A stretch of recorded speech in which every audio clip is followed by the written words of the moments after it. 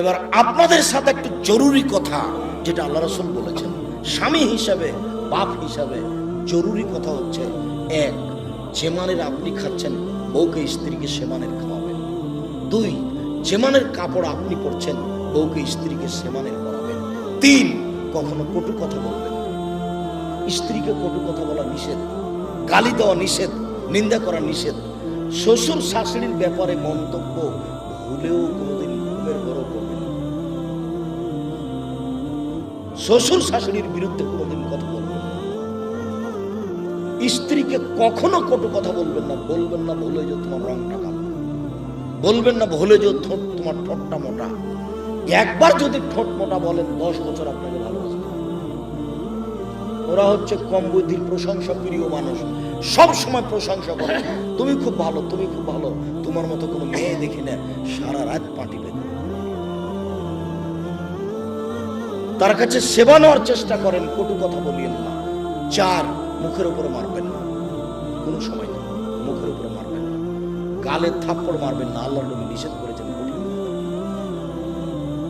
5, OLA তাত্র খাইল্লা feel বাইতে, নিজের বাড়ি ছাড়া কোথাও থাকতে দিবেন না, যেতেই পাবে না। খালার বাড়ি, ফুপুর বাড়ি, মায়ের বাড়ি, নানির বাড়ি, কোনো বাড়ি যেতে পাবে না। বিবাহের বাড়ি তো অসম্ভব, হতেই পারে না। দাওয়াত দিয়েছে আপনি যাবেন, আপনার ছেলে যাবো, আপনার বউ যাবে কেন? বিবাহের বাড়িতে গেলে স্বামীর সংখ্যা বেশি হয়ে যায়। কমিউনিটি সেন্টারে যাওয়ার কোনো প্রশ্নই আসে না, বাজারের তো কোনো প্রশ্নই আসে না। পুরুষের পরিচয় দিবেন। কই, আমরা তো কোনোদিন বাজারে যাই না, আমরা তো বেঁচে আছি। আমাদের আহাল পরিবারের তো কোনো সময় বাজারে যায় না, আমরা তো আছি দুনিয়াতে বেঁচে। আপনার বউ কেন বাজারে যাবে? কেন? কাপুরুষ আপনি? বেটা মরে গেছে, স্বামী মরে গেছে, আপনি মারা গেছেন, আপনার ছেলে মারা গেছে, কেন আপনার বউ বাজারে যাবে? নিজেকে পুরুষ মনে করেন না? এই 5টা জিম্মেদারি পালন করবেন। 5ম নাম্বারটা খুবই শক্ত। এটাই ছিল 5টা উপদেশের শেষ। স্ত্রী পরিবারের উপর কঠোর হতে হবে, আপনার কথাই চলবে এই বাড়িতে।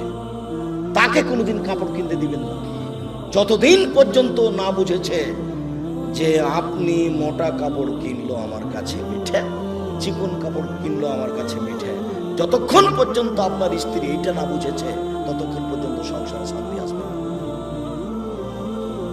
আপনার প্রত্যেকটা